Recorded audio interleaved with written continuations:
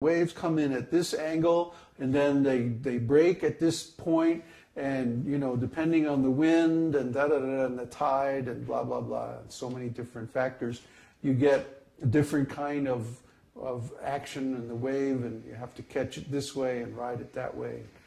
They can tell you all details about their wave. To anybody who doesn't know, it's just a wave, man. And if you go out there, guess what's going to happen? You're going to wipe out. But the expert, they know. They've done the research. See? So we've done the research. We've done the background. We have the knowledge to establish a community that can survive the change that's coming. Because we understand it. We think it's good. We agree with it. We want it. So in this way, we are going to ride this wave of change. And we're going to create a community that will be in a position to reboot human civilization after the singularity. Now, that's the real meaning of the bridge community. So are there any questions?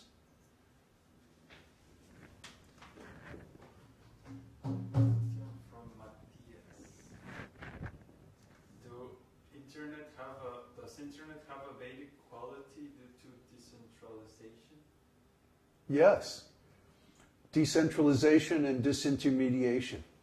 Those are the qualities of the internet. They're designed into it, actually. The internet was designed by DARPA, the Defense Administration Research Projects Agency, to survive an atomic attack. See, in a typical communications network, there's only one route, the optimum route between the origin and the destination of a signal. And if you destroy the connection anywhere along that route, then those 2 points can't communicate anymore. The ordinary telephone network used to be like that.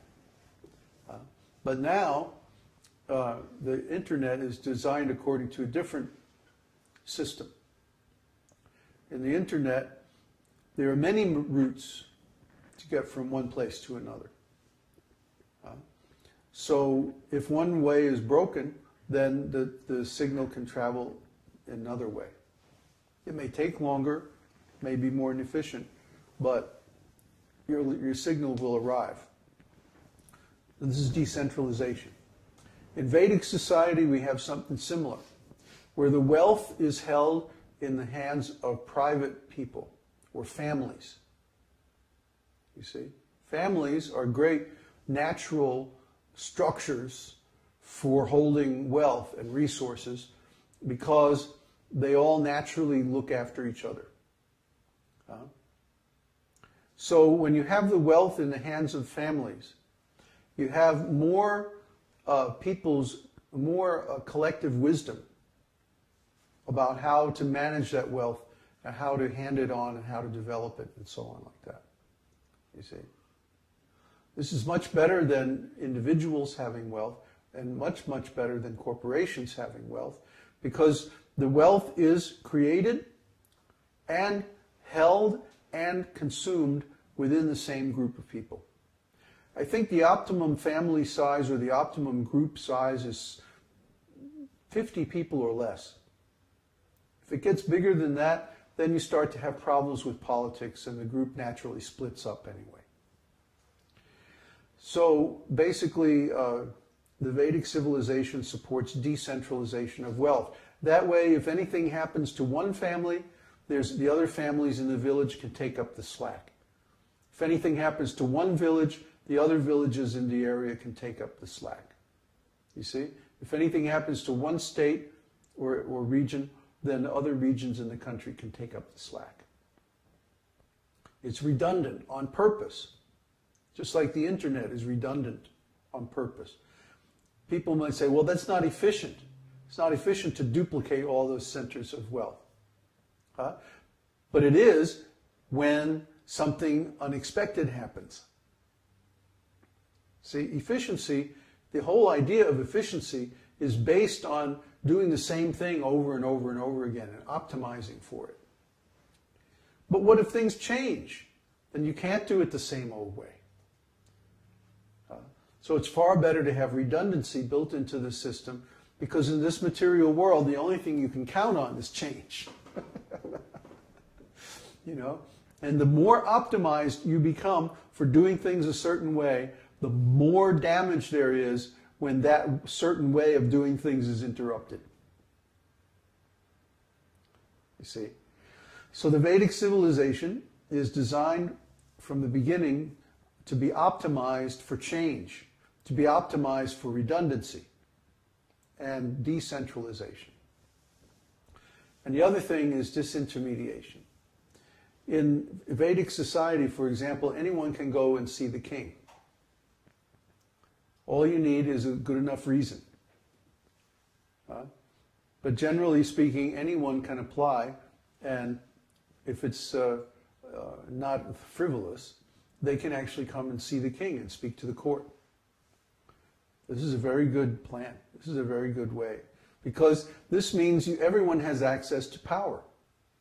If you can convince the king, if you have a good enough case, a good enough idea to convince the king, then the king can put his whole power behind your idea. You see? So, of course, this requires intelligent, properly trained kings. Today, the only training that politicians have is how to win elections. As soon as they win the election, then they screw everybody that voted for them, because they become controlled by special interests instead of by the people who elected them. The system is thoroughly corrupt, totally, irredeemably corrupt. So it has to fall apart so that it can be changed. Is that camera moving? Is that dropping? No? It's okay? Okay. So we don't have access to power because we're not lobbyists. Corporate lobbyists are the only people now who can actually access the powerful people and get the laws changed the way they like it. So now the corporations have become the dominant force in the society. This is wrong. This is wrong because it doesn't speak for the interests of the people. And the people are actually the ones who create the wealth, not some abstract, fictitious entity. And this whole thing is so nuts. So we're very happy that this whole thing's fallen apart. We don't like it at all, and we want to change it. But we don't want to change it through violent revolution, because that's the same cheating all over again. We just wait until it falls apart, and then we replace it by education. Next question. From Devesh. Can a grihastha visit from... Oh, sorry, this thing moved. Huh? Can a grihastha visit the brahmachari ashram for a couple of weeks in the future, considering he is by himself? Oh, that's no problem. But before we bring families down, we want to have a separate grihastha ashram. And that means we need a grihastha who is an advanced devotee who can manage that ashram. See, just like now, we have a brahmachari ashram.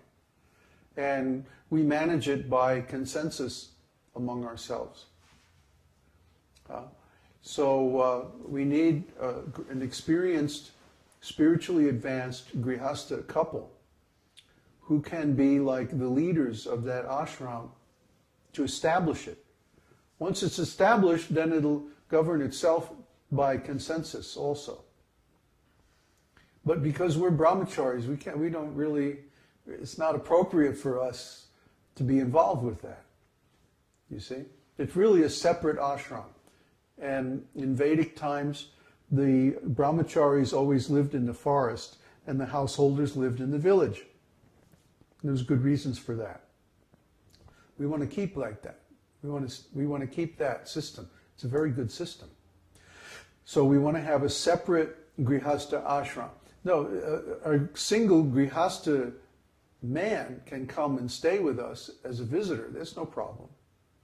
The only thing we insist is, like everybody else, he should go through the Bhakta degree program so that he understands the way that we live and the different prayers and different practices that we perform on a daily basis. Otherwise, he would be like a fish out of water, you know. He would be a disturbance, and he would feel awkward, and we would also feel awkward and uncomfortable. So that's our requirement. Anyone who wants to visit, single men are welcome to come and visit. Grihasta men can come and visit, but you have to go through the Bhakta program. What? Huh? You like that idea, huh? No, I'm reading the next question. Yeah. Something funny on the